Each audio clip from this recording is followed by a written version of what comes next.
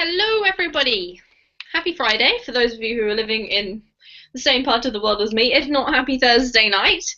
Um, it's good to see you all. My name's Teacher Amy, and this is a Verbling class. And today's class is all about refugees. So this is like a very pertinent topic, I would say, because it's something that lots and lots of countries are discussing at the moment. But I found this very interesting article about migrants who were trying to escape by cycling in the very, very north of the planet so that they could avoid the risky boat crossings that a lot of the other migrants attempt.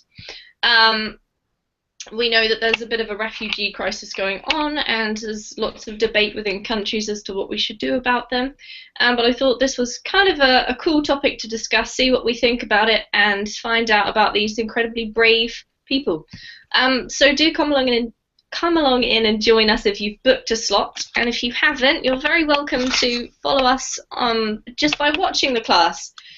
So while we wait for everybody to arrive, let me just point out that if you are new to Verbling, or perhaps you've been with us for a while but you don't know everything about us yet, you might want to check out the Verbling teacher pages, which is where you can find out all the information that you need to know about the teachers, and some useful stuff about who we are, our calendar. If there's something else that's not covered there that you would like to know, you can send us a message.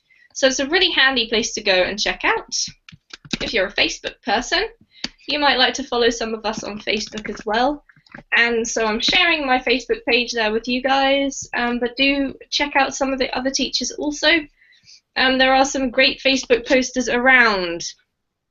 All right, so with all that behind us, let's say hello and see who we've got today for this class on migrants. So Martin, hello. Hello, Amy. Lovely to see you again. I'm well, thank you. And so am I. I'm good. Excellent. So, Martin, our topic today is refugees and migrants. What does Denmark have to say about all of this? Well, we have mixed feelings about it. I will say a large group are thinking we are getting too many refugees from the Middle East. And as you can see in this article we're going to read, some people have been living in Russia for a long period and they are speaking Russian. And then it is a bit strange they all of a sudden go to Norway and claiming they are refugees from Syria. Yeah, there's a lot of confusion and there's a lot of, I think, stress, really, with lots of countries not really knowing what to do and not really knowing what the situations are. Interesting. All right, thank you for opening that for us, Martin. Lovely to see you. Welcome. Natasha, hello. How are you today? Hello, I'm pretty well. Thank you for asking. What about you? I'm fine, thank you, Natasha. It sounds like you're cutting out a little bit. Oh, okay. I try to speak more louder. Ah, that's better. Okay. So Natasha, how do you feel about this? How do you feel personally about this refugee problem that's happening around the place at the moment? Okay, well, to be honest, I suppose that it's really a very big moral affairs because on one hand, I suppose that government of these countries do really a very well deal because they help these people who have big problems in their life and a big maybe yes, maybe even for their living there, for living of their children. But on the other hand, it's a big problem for residents of their countries because in this case they have to share their money. They maybe land they think these people, and in this case maybe big problems, big issues with law for these people for helping for their future life. Mm-hmm. Thank you, Natasha. Yeah, absolutely. This is the debate that's been going on. So, welcome to the class, Natasha. We're going to discuss this further a bit later. Lovely to see you. Mikkel, how are you? Hello, Amy. I'm doing well. You? Good. Mikkel, we've met before, right? Yes, I think that is a third, fourth class, maybe.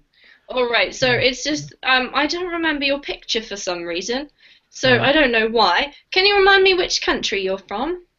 I'm from. I think that you know my city. I'm from San Sebastian, a small city. That's right. Now I remember you. I remember you. Thank you. So, Mikkel, tell us about your feelings on the subject of today, about people leaving their country because they feel it's a bad place to live and trying to get somewhere else. This is something that affects Spain all the time, right? Yes, but maybe for me, my feeling about this topic, I feel that it's more or less a good opportunity to show now or to offer to people from different countries the same help and the same hospitality that people from the Basque country received in other times on the history, because the Basque country is one of the countries that had to go to different places, different countries along the history. In the Civil War, and we had a lot of politic problems in our history, and a lot of people from the Basque country went to different countries in America, in South America, and the States, and we received in this moment we received a lot of help, and now I think that is a good opportunity to offer to the other countries that the same help and the hospitality that we received some years ago, and this is one of the feelings. But the other feeling is that I think it's the article that we have to discuss is for me is especially interesting because are migrants, but are migrants that are going on bikes, cycling, no? So it's a different way to go to another country, no? And I love bikes, so I think that could be very interesting. Awesome. Well, that's good, Mikkel. We have a cyclist fan here.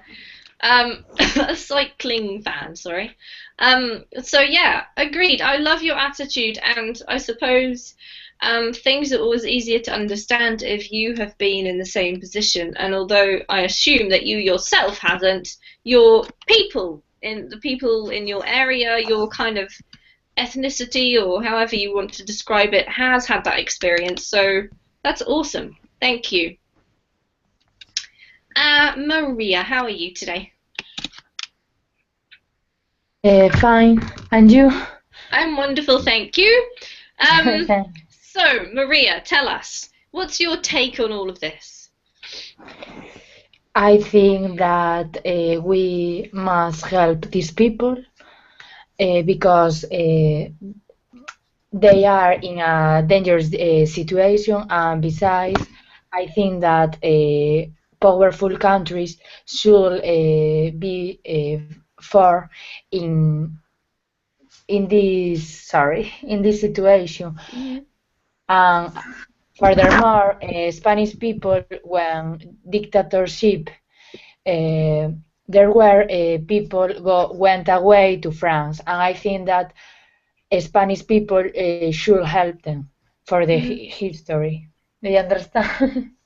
Yes, absolutely. A similar reasoning to what Mikkel was just saying, but because of your history as a country and the fact that you had to suffer through, maybe suffer is not exactly the right word, but I'm sure some people did suffer through the dictatorship. So you want to do the same thing as Mikkel, help the people who are struggling with the same issue now.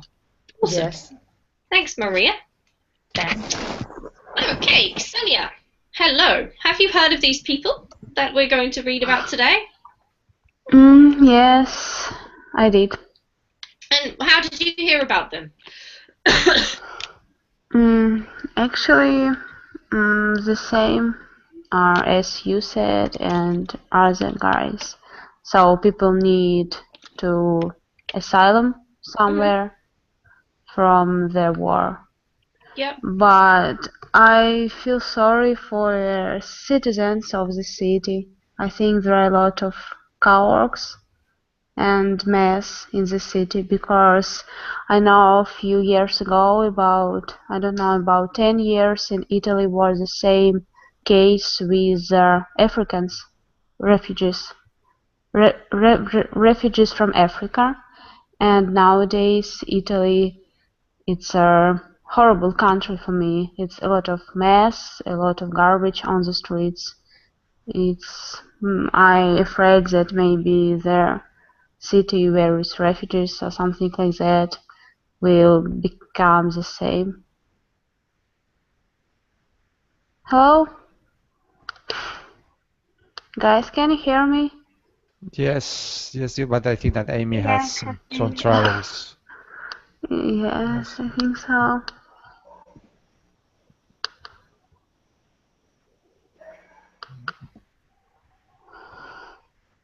Not sure what exactly happened. Apologies for that, Ksenia. I actually missed the last part of what you were saying. I just made an example with Italy. Italy had the same case with refugees from Africa, and nowadays we can see Italy in a big mess. A lot of garbage on the street, a lot of horrible smells everywhere. I don't know why, maybe about homeless refugees, maybe about something else, because we were in the middle of this crisis in Rome, and there were a lot of refugees slept in the grass, so they were everywhere. It was horrible for me to see such scenes. I don't know. It's difficult. Definitely. And you've recently been over there and seen this yourself firsthand, haven't you? I'm sorry, can you repeat? Yeah, you're talking about your trip, your first-hand actual experience of seeing these people. Yes. Yeah, absolutely. Okay, good point. So it does definitely cause disruption for sure. Thank you, Ksenia. Welcome. Julian, how are you today? Hi, Amy. Very fine, and you? Very fine. That's awesome. I'm very fine too. Okay. Tell me about your opinion, Julian. What happens in Colombia? Do you have any issues that are related to this? I mean, I know you're not really directly receiving people from Syria, I don't think. But what's your opinion? This phenomenon is very hard for not only for the people that suffer that thing. It's hard for the country because that's makes the enhance the angry into the country, between the people, the nation. Because we are here in Colombia, we suffered that for 50 years, maybe less.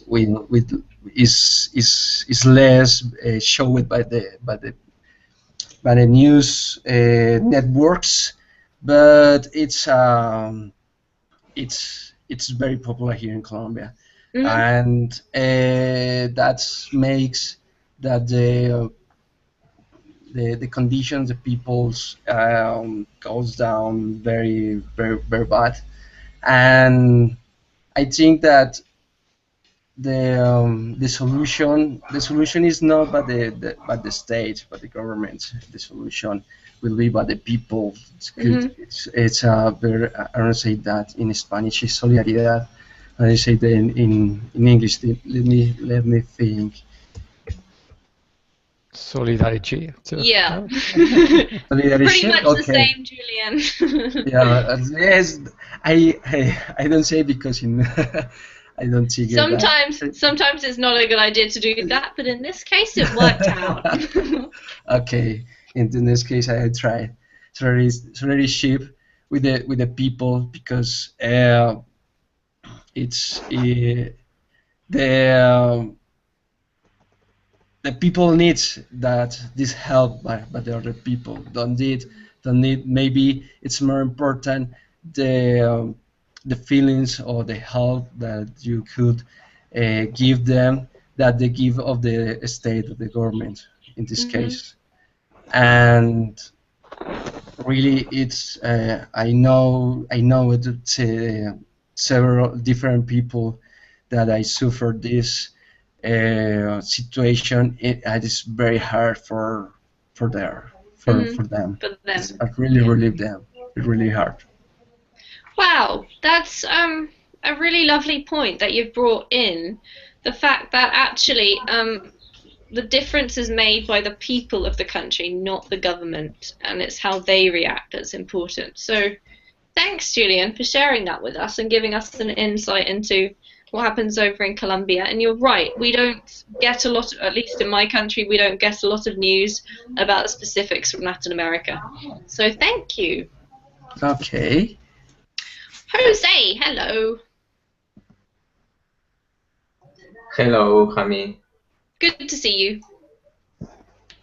Nice to see you again. So, Jose, tell me, do you agree with the other Spaniards in this class, or do you have anything to add or a different point of view? I think the people are fleeing from Syria to other European countries, and many refugees are determined to reach Germany. And then Angela Merkel has urged to the European Union to take in more refugees.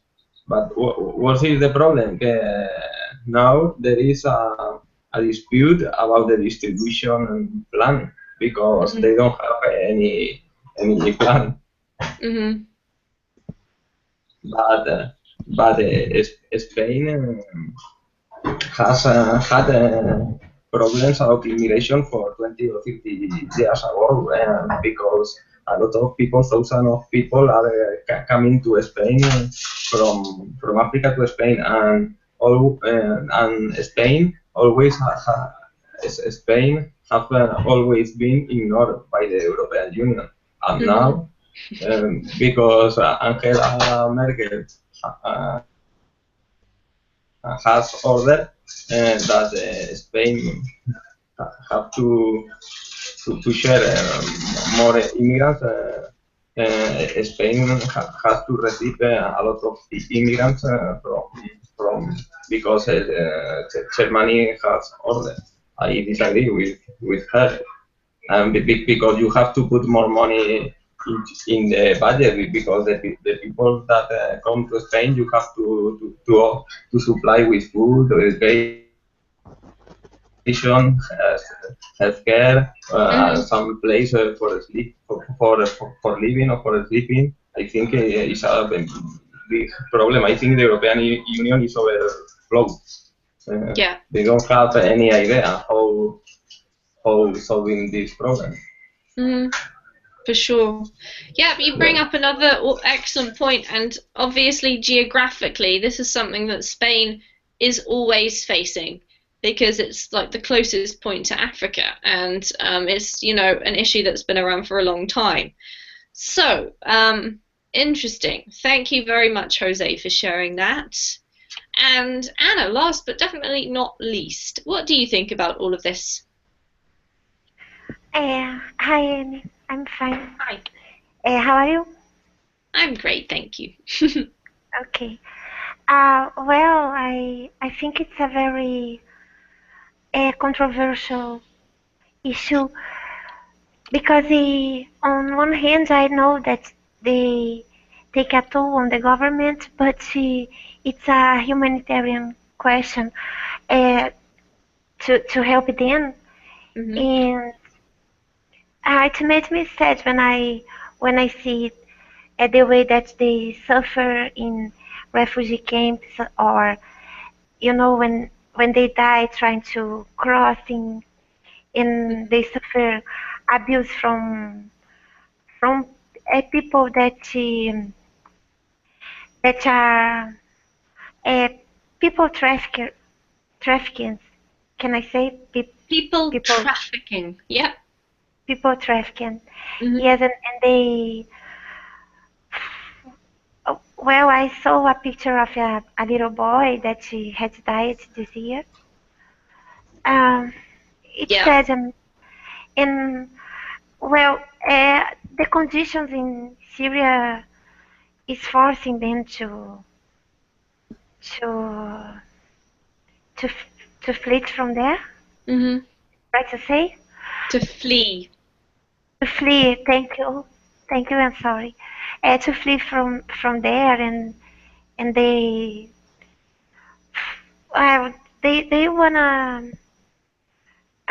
they wanna turn a new leaf, but they have to face a lot of problems, and there are some refugees here in my country as well, from Syria, from Lebanon, and some Angolans.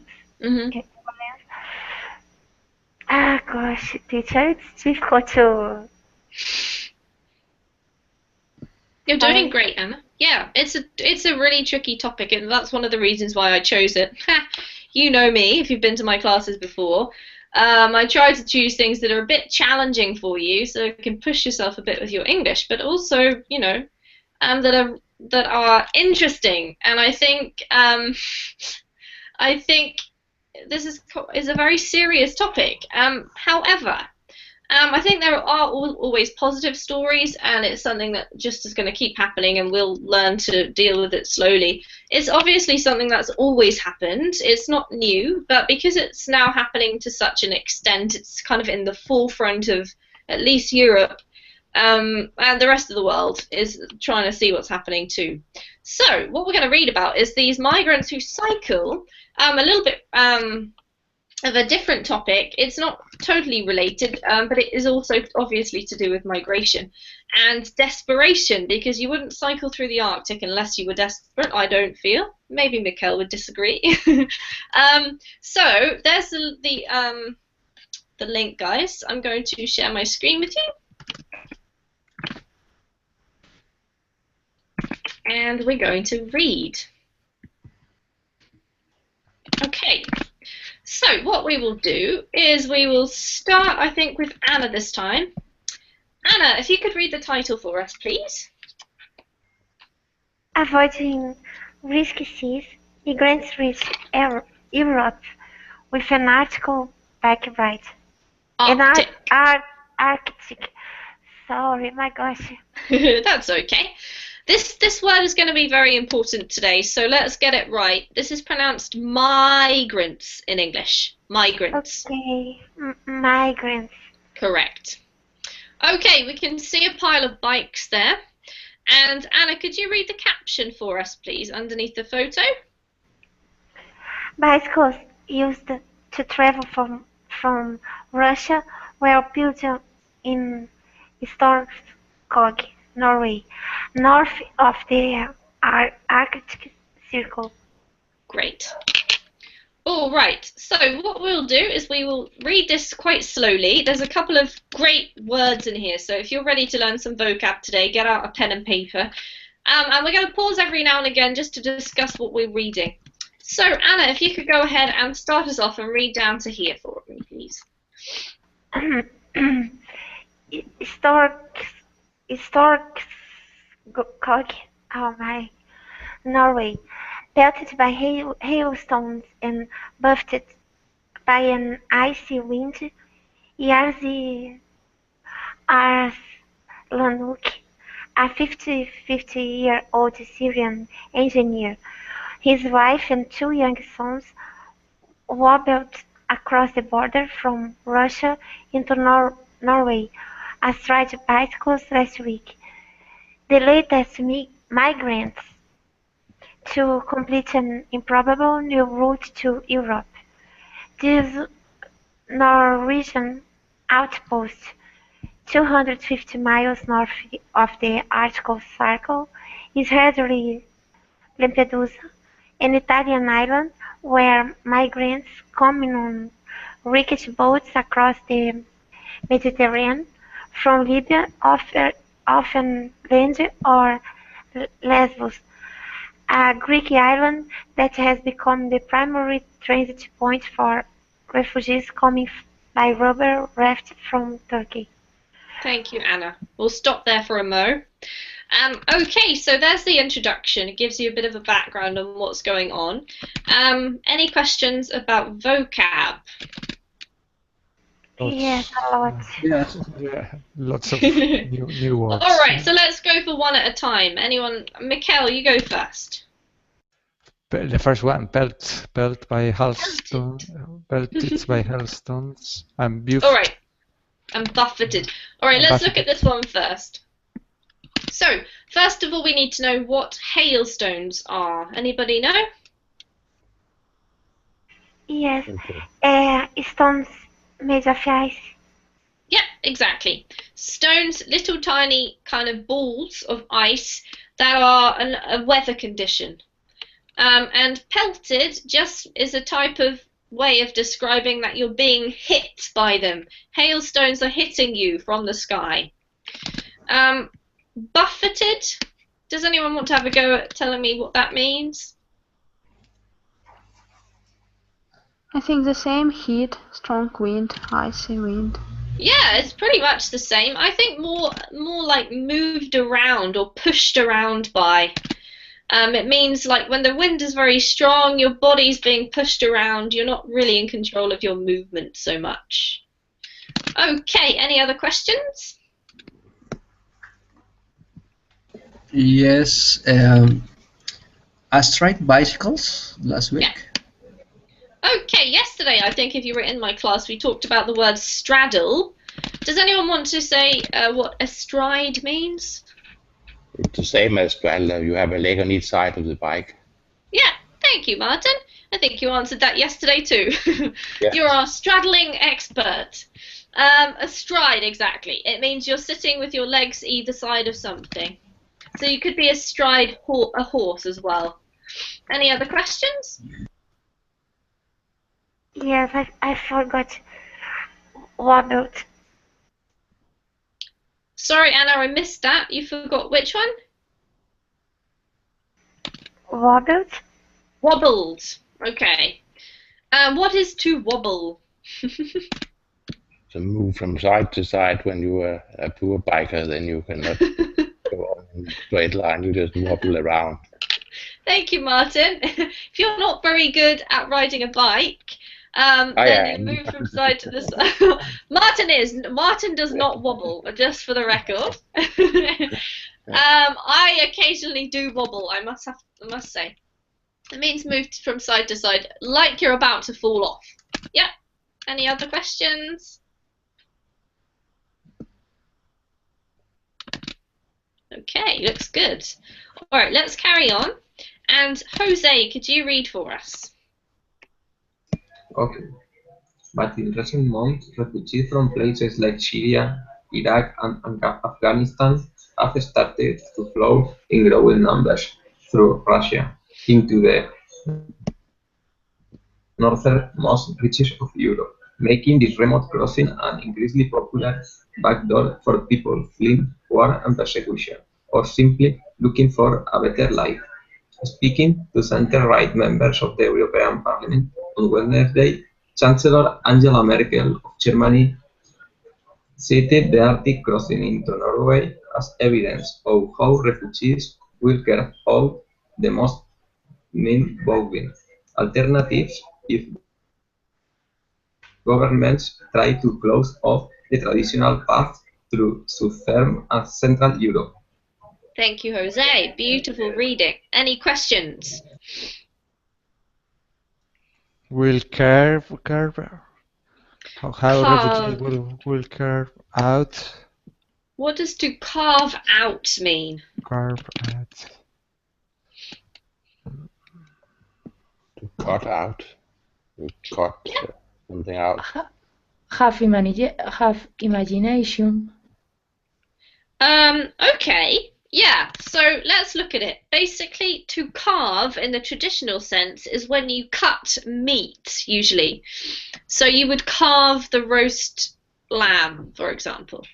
But to carve out means to kind of like create a shape, to cut out a shape, to find. It's almost giving you the impression that there is no path. They have to find their own path. They have to create their own route. Because they're so desperate. Okay, any other questions? Okay.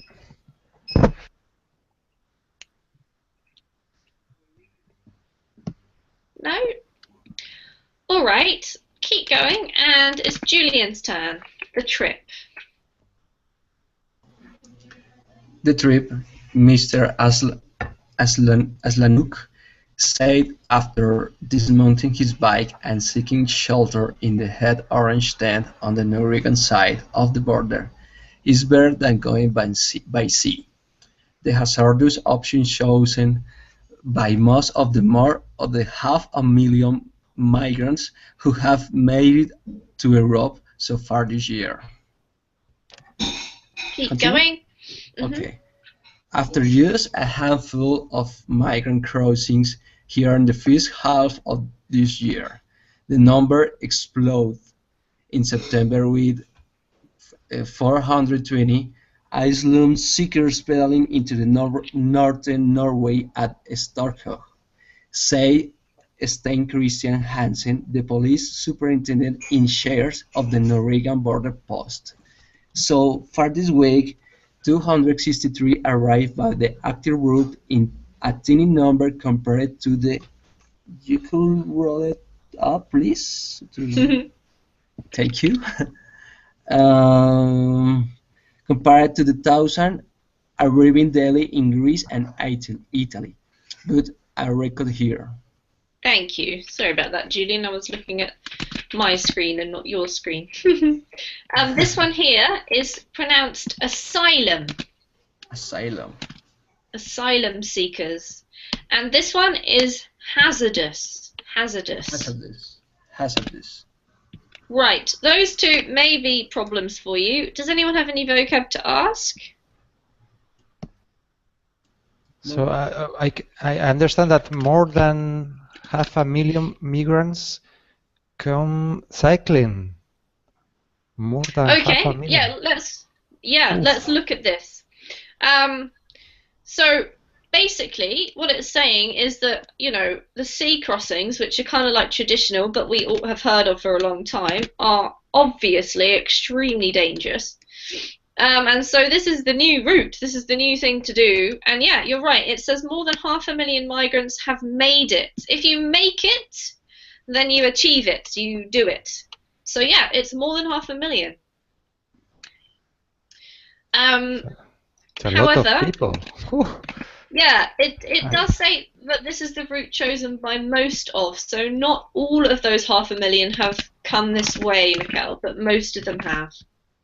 I couldn't imagine a huge number than this. More than 500,000 cycling to Europe. Yeah, it's pretty shocking, isn't it? They're not cycling. That's what we've got in this year. They're not cycling. Only a couple of hundreds every day in Norway at the moment going by cycling. They only cycle to 100 yards from Roskilde Station to the Norwegian one. Yeah, so absolutely. They're not going by bike very long distance, only very short distance, 100 yards. Yeah, so we'll keep reading. Good point, Martin. Keep your minds open, guys. But can we just check there's no more vocab? Is there any more vocab we want to ask about? Everyone clear? Okay, so let's carry on reading, find out a little bit more, and it's Ksenia's turn. Many of the arrivals, Mr. Hansen said, seems to have a little idea where they were exactly, and had bought no warm clothes. But encouraged by a flurry of reports on social media about how well Norway treats refugees, they rush through Russia to reach Europe's northernmost frontier. It is not snowing here yet, but temperatures have already dipped close to freezing. The next stop is the North Pole, Mr. Hansen said, of the outpost remoteness. Thanks, Ksenia. Lovely reading. Okay. Questions? Flurry of reports? It's a lot of reports, or what's flurry? Good question. Yeah. It does. Yeah. A burst of reports, you could say. Yes, that's a great synonym. A burst of reports. Sometimes we say like a snow flurry, which means a sudden shower of snow. The snow just suddenly falls out of the sky. So it's like a sudden burst of reports. Yep, exactly. Any other questions? Nope. All right. Ksenia, could you please read the caption on this photo for us? A group of refugees outside the transit center last week in Kirkenes, Norway. There are 150 beds available at the center. A man-made cave burrowed into a mountain, and now all full. Thank you. All right. Maria, could you carry on reading from some of them? Some of them, including Mr. Arlanuk, are Russian-speaking Syrians who were already living in Russia and see the border with Norway as a path to a better life at a time when Syrian citizenship generally conferred refugees status in Europe. Others, having heard of new route into Europe, are traveling through Russia to the border rather than taking the more established but riskier path. Keep going, Maria. Okay. A 21-year-old Syrian woman who gave only her first name, Dana, said her father, mother, and brother had made it to Germany this summer through the Balkans and had sent horrific reports of the journey to Greece from Turkey. The Arctic she decided was easier. Thank you. Beautiful reading.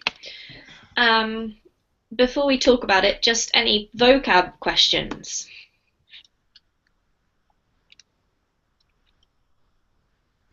No, that part's okay. Confers refugee status. Generally, yeah. What does confers mean in this context? Can anyone have a guess? They would be able to get refugee status. Yeah, exactly. It basically just means gives, but because this is a nice article, it uses great words. Okay. It leads to something like that. So, Martin, this is exactly what you mentioned earlier about some people just kind of who are already really Russian or have been living in Russia, even though their nationality is Syrian, using it to their advantage. Is this something you'd already heard about, or did you just pick it up from this article? I've just read some newspaper articles today about this situation. Aha. So any other info you can add to this? It is a bit strange that you are in Russia, which is a completely safe country, and you can just stay there. Why should you go to Norway? Yep, absolutely. Well, I guess... it's a better option. Yeah, I guess they think it's a better option. No, we didn't have so many problems with all those people from the Middle East living there already. So they're not very happy getting more of those people, I must say. Yeah, and it was difficult to tell, I guess, who's who in this type of situation. Yeah. All right, let's carry on. And it's Mikkel, if you could read from Word of. Word of Norwegian route has spread so far and fast via social media that some Syrian refugees in Lebanon are now trying to get visas to Russia in hopes of getting to this Arctic border post, according to migrants with friends and family in Lebanon. For those who make it, the oddity of the route continues to the very end. A Russian ban on pedestrian traffic across the border of Storskog and Norwegian threats to prosecute motorists who give rides to people without visas mean that migrants, even young children and the infirm, have to use bicycles to complete the last few dozen yards of an exodus that in some cases began thousands of miles away. All right, thank you. That gives you a bit of an insight onto the cycling thing that we talked about earlier, that Martin mentioned. Questions? Yeah. Sorry, go ahead. No, it is okay. All right, so Mikkel, go first. What was your one? Infirm. What's the meaning of infirm? What does infirm mean? Anyone? Fragile people, could be old people. Sick. Yeah. Anybody who's not really strong and healthy, basically. So generally, old people or sick people. Yeah. Another question?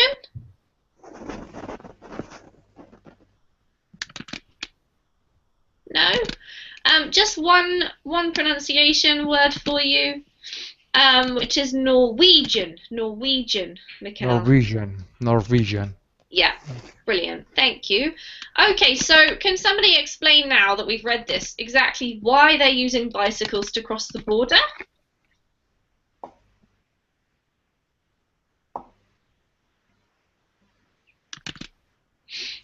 I can tell you because I have read about it and it comes in the article later on. Thank you. Well, it does mention it already here, but yeah, thanks, Martin. No. Just give us... Yeah? I could tell you now what it is. It is forbidden to walk from Russia to Norway. Yes, exactly. And if you are going by car, then Norwegian will find you because then you are smuggling refugees, and that's not allowed. But correct. If you just going by your own on a bike, only these 100 yards from the Russian office, custom office to the Norwegian one, then it would be all right. Absolutely. So that's the reason they are using bikes. Yeah, absolutely, which seems like a very silly reason, but these kind of rules are a central part of bureaucracy, I think. So, there's a ban on pedestrian traffic from the Russian side, and there's, obviously, it's illegal to smuggle migrants into Norway, so therefore the only way to actually get across is by bike. So, let's carry on reading. So yeah. what is the price of the bikes now in this area? I don't know, Mikkel, but you could go and make your million probably. Yeah. Or just hire them out, because they only need to get there, drop it off, and they don't need it anymore. All right, so Natasha, could you carry on reading for us? Once in Russia. Once in Russia, it costs migrants only a few $100s to secure transportation to the border and the bicycle, far less than the more than 1,500 that Turkish smugglers often charge to ferry migrants across the Aegean Sea to Greece. The bicycle-borne flow into Norway underscores not only the dogged determination of migrants, but also Russia's curious role in helping to drain the population from Syria, a country that President Vladimir Putin views as a vital ally and whose leader, Bashar al-Assad, he is now helping with bombing raids against the opposition. Thank you, Natasha. Okay. Just a second. This one here is ally. Great. Any questions?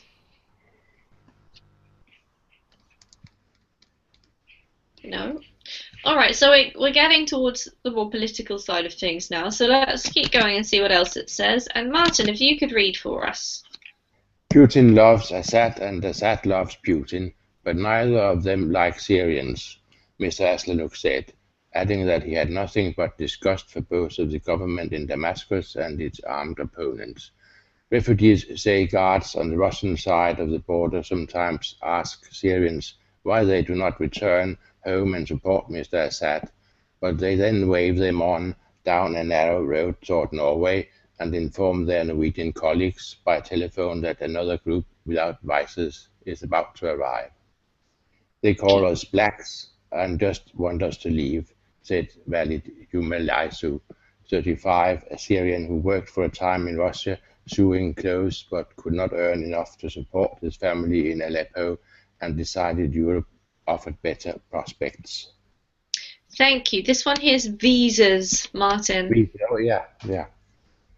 Okay, any questions?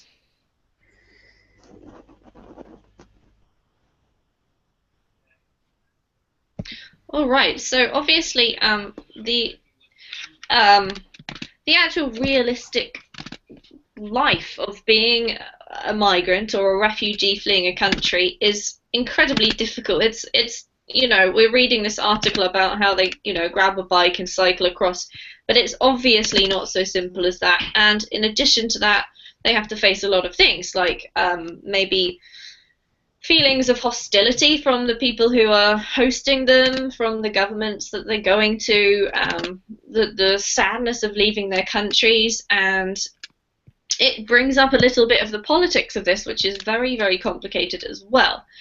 So, we'll go now to anybody who would like to read another part. Any volunteers? Okay, may I? Okay, so that was maybe, I think it was Anna. Okay. In 2014, only 5 people crossed the frontier here from Russia seeking asylum, said Mr. Hansen, the border policy chief. So far this year, more than 600, 78% of them from Syria, or at least claiming to be from there, have done so.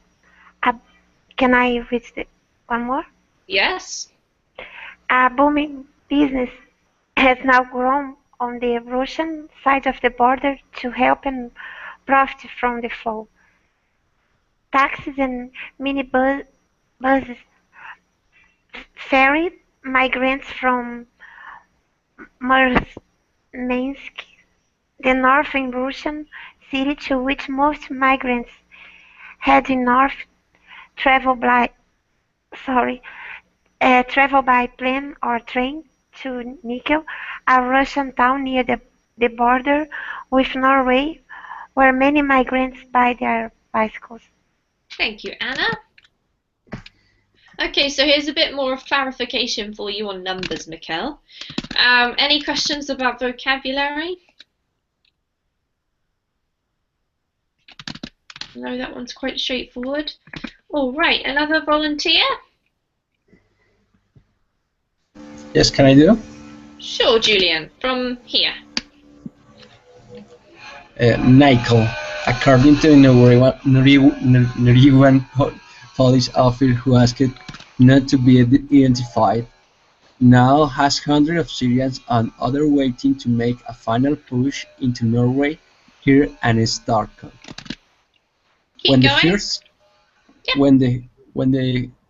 the first Syrians, a group of 6, arrived from Russia in February to claim asylum, they were all taken on the nearby town of Kirkenes, and after a night at the government expense in an upscale hotel with sea view rooms, from to Oslo, Norway's capital, to have their application processed.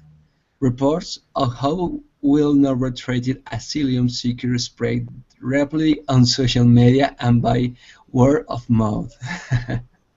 Okay, now we're getting to the real story. Why these people want to go through Norway? It's popular now. Okay, questions about vocab?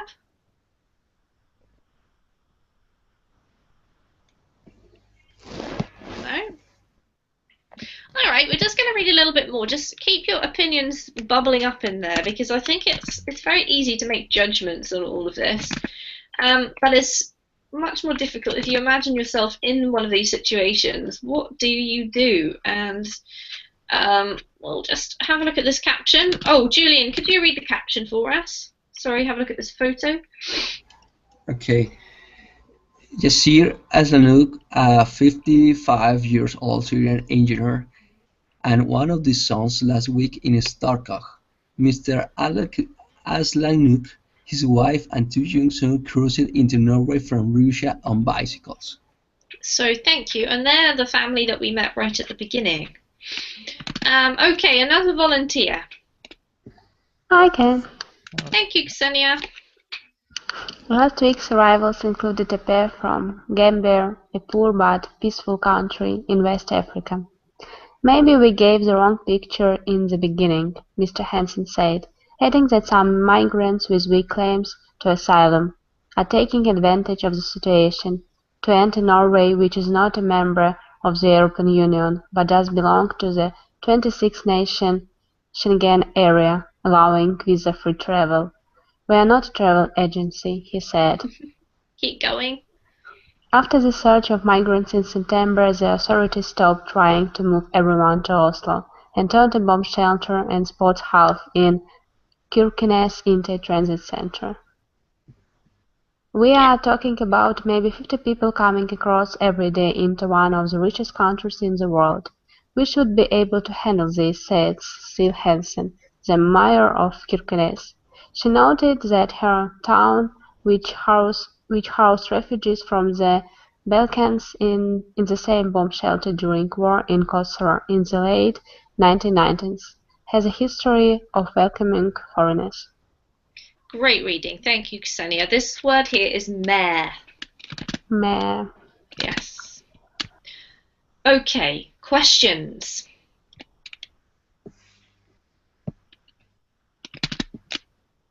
No? All right, so let's just pause for a moment and discuss this. Does anyone here have any opinions to share about this whole idea of the way everything's changing? Because this is such a big issue, and obviously just with this small example, there are now people who are trying to change countries and claim refugee status who aren't from particularly bad countries but are trying to get somewhere better. What do you guys think of this? I mean, none of us, I'm assuming, are migrants, and we're looking at it from the other point of view. What would you say to this who was it, a lady? Yeah, a pair from Gambia. What would you say to these guys? Do you think it's fair that they try to get into Norway in this situation? I don't think so, because Gambia is quite a nice country, apparently, and they should rather stay in their own country and trying to develop it. Mm-hmm. So the problem is, people from Gambia is they sometimes fit in well in Europe, but we have quite a lot of experiences with people from Middle East who do not fit in when they come here. If it was only some years they should stay and then go back to their own country, it would be all right. But Germany cannot cope with getting 2 million more of people from the Middle East. Mm-hmm. They have already quite a lot. Mm-hmm. And in Scandinavia, Norway and Sweden has really big problems. They're getting this year about 200,000 refugees from Middle East, and there are only 8-9 million Swedes, and they have enormous problems now. So it is nice. People have problems, and it's nice if you can help them. But if you just think 10 years in the future, these people will still be there. Mm-hmm. And apparently, for example, the Syrians, we got 5 years ago quite a lot of Syrians as well, and only 13% of them are working. The rest are living on social welfare. Mm-hmm. So that is what is creating the problems, really. All right, thank you, Martin. Anyone else like to comment? Yes, Go ahead. I think to complete the nails, maybe it's like Gambia don't have a fight internal conflict, but the equality in the developed countries it's quite different to the first world or the developed countries, and the opportunities that you could get in a developed country depends only on your export and I don't know your patterns, but maybe that opportunities don't appear in a developed countries. That makes that the people try to get a better life, to get a better style of life in other country. It's the real point. Maybe the refugees is the result of the combat, of the fight, of the battle, but the point is the equity in the countries and the equity in the world, because we have a different for many reasons we have different equities, yes, and among or between maybe Africa to America and North America and Europe, it's the conditions are quite different. I think you mean inequality, Julian. Inequality? Yes. Yeah. Yes. Okay. So, really good point. What you've mentioned, I guess, is the central reason why there are refugees in the first place, because of the problems in their country. And obviously, some are much more serious than others. And it is really difficult for the countries who are receiving refugees, migrants, whoever they might be, in such large numbers, because it just changes the balance in that country too. There's also the other side of the argument, which is if you were one of these people, well, how would you feel? It's really difficult to put yourself in their place. Does anyone else want to add any comments? Mikel, you've written something there in the chat box. Yes, I think that the situation in Gambia is not so good. They have a dictatorship. We went there. Our situation is just the opposite. We went there last year cycling, but as a tourist, so it's totally different. And for me, speaking about migrants, I think that the main idea is that we have to try to help them in their own countries, when they are coming here. So we have to share our money or our possibilities and to try to have a more equal world. Because now there are very, very big differences between countries, and this is the problem. Absolutely. Great point. This is obviously why the politics is so confusing and difficult to deal with, and it's an issue I think that's going to be around for a long time. It's maybe going to change the way things work. Who knows? Anyone else like to add anything further? In my opinion, I think the problems will be solved in the origin, because after that is for the people that trip to other countries is not easy, because they travel without anything. They don't have money. They don't have anything. I think they have a strong mind.